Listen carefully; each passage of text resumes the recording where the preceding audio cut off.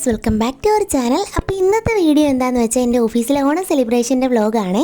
അപ്പോൾ ഈ ഓഫീസിലെത്തിയിട്ട് ആദ്യത്തെ പരിപാടി പൂക്കളം ഇടാനുള്ള പൂക്കളെല്ലാം ഇവിടെ സൈഡിൽ വെച്ചിട്ടുണ്ട്.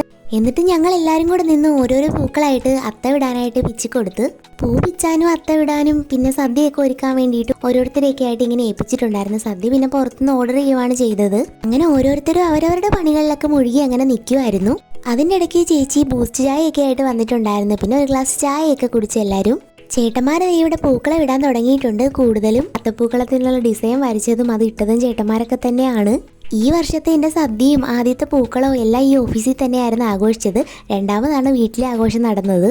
അപ്പോൾ ഇതായിരുന്നു ഞങ്ങളുടെ ഓഫീസിൻ്റെ ഭാഗമായിട്ടുള്ള അത്തപ്പൂക്കളം. പിന്നെ അതൊക്കെ കഴിഞ്ഞിട്ട് ഓഫീസിലെ എല്ലാ സ്റ്റാഫും കൂടെ അത്തത്തിൻ്റെ ഫ്രണ്ടിൽ നിന്ന് ഫോട്ടോ ഒക്കെ എടുത്തു. ഞങ്ങൾക്ക് അവിടെ ഡ്രസ്സിൻ്റെ കളർ കോമ്പിനേഷൻ കരിപ്പച്ചയായിരുന്നു. പെൺപിള്ളേരൊക്കെ കരിപ്പച്ച ബ്ലൗസും ബോയ്സ് അതിനകത്ത് ഷർട്ടും ആയിരുന്നു. ഫോട്ടോ എടുക്കൽ കഴിഞ്ഞിട്ട് പിന്നെ കുറച്ച് പേര് പാട്ടൊക്കെ പാടി അങ്ങനെ അതൊക്കെ കണ്ടവിടെ ഇരിക്കുമായിരുന്നു.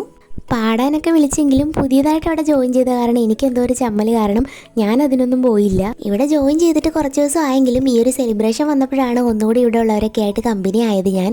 അങ്ങനെ അത്തപ്പൂവും ഫോട്ടോ എടുക്കലും പാട്ടും എല്ലാം കഴിഞ്ഞിട്ട് പിന്നെ ഞങ്ങളെല്ലാവരും മെയിൻ ആയിട്ടുള്ള സദ്യ കഴിക്കാൻ പോയി.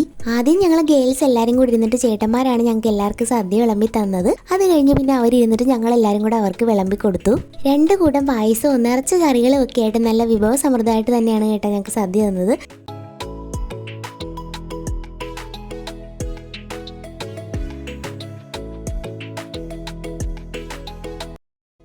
സദ്യയൊക്കെ കഴിഞ്ഞിട്ട് പിന്നെ എല്ലാവരും കൂടി ഇപ്പുറത്ത് വന്നിട്ട് പാട്ടൊക്കെ ഇട്ട് ഭയങ്കര ഡാൻസൊക്കെ ആയിരുന്നു. ഒരു 5 മണി വരെയൊക്കെ പരിപാടിയൊക്കെ കഴിഞ്ഞിട്ടാണ് പിന്നെ ഞങ്ങൾ വീട്ടിലേക്ക് പോയത്. എൻ്റെ സ്കൂളും കോളേജൊക്കെ കഴിഞ്ഞിട്ട് വീട്ടിലല്ലാതെ ഞാൻ പുറത്ത് ഓണം ആഘോഷിക്കുന്നത് ഇപ്പോൾ 2-3 വർഷം കൂടി ഇരുന്നിട്ടാണ്. അതുകൊണ്ട് ഈ ഓണം എനിക്ക് ഇച്ചിരി സ്പെഷ്യലായിരുന്നു. അപ്പോൾ അത്രയേ ഉള്ളൂ. വീഡിയോസൊക്കെ ഇഷ്ടപ്പെട്ടാൽ ലൈക്ക് സബ്സ്ക്രൈബ് മറക്കല്ലേ. ടാറ്റാ.